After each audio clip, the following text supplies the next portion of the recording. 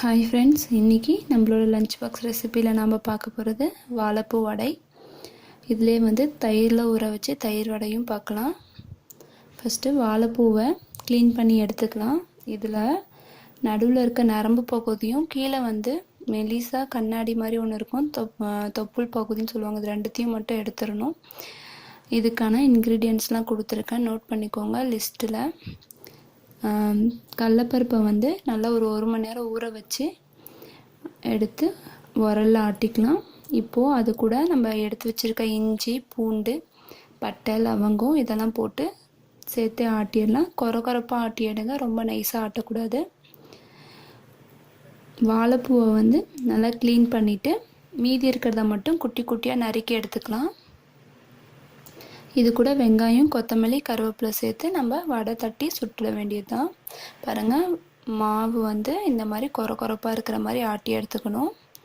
இப்போ இதில் நம்ம வாழைப்பூ கட் பண்ணி வச்சுருக்கிறத சேர்த்துக்கலாம். அது கூட வெங்காயம், கொத்தமல்லி, கருவேப்பிலை இதெல்லாம் சேர்த்துக்கலாம். வாழைப்பூவை க்ளீன் பண்ணதும் கட் பண்ணும் போது தண்ணியில் கொஞ்சமாக மோர் விட்டு உப்பு போட்டு கலந்து அதில் போட்டுக்கோங்க, கருத்து போகாது. இப்போது ஒரு வாணலில் எண்ணெய் வச்சுட்டு நம்ம வடை சுடலாம். எப்பயும் நார்மல் பருப்பு வடை சுடுற மாதிரி தான் தட்டி, கொஞ்சம் மொத்தமாக இருக்கிற மாதிரி தட்டி போடுங்க. ரொம்ப மெலிசாக தட்டாதீங்க, ஹார்டாக இருக்கும். மொத்தமாக தட்டி போட்டிங்கன்னா தான் உள்ளே சாஃப்டாகவும் மேலே மொறுமொறுப்பாகவும் இருக்கும்.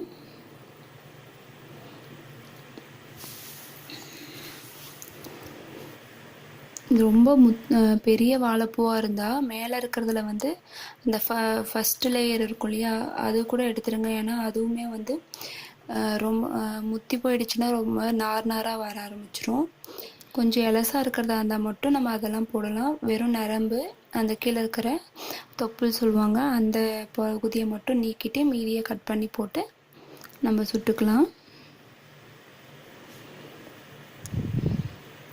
நல்லா அந்த பபுள்ஸ் வரதெல்லாம் நின்னதும் பெரட்டி விடுங்க.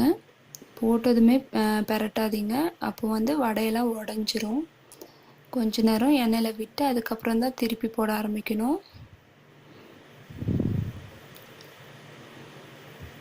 பாருங்கள், இந்த அளவுக்கு நம்ம வடை தெரியுது இல்லையா, இந்த அளவுக்கு மொத்தமாக இருக்கட்டும் அதை தட்டி போடுறது. அப்போ தான் உங்களுக்கு நல்லா சாஃப்டாக இருக்கும். தயிரில் போட்டாலையுமே நல்லா தயிரோடு ஊறி சாப்பிடும் போது டேஸ்ட்டு நல்லாயிருக்கும்.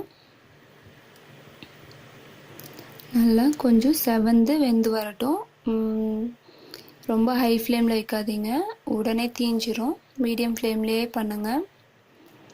பாருங்கள், நம்மளோட வடை நல்லா வெந்து செவந்து வருது.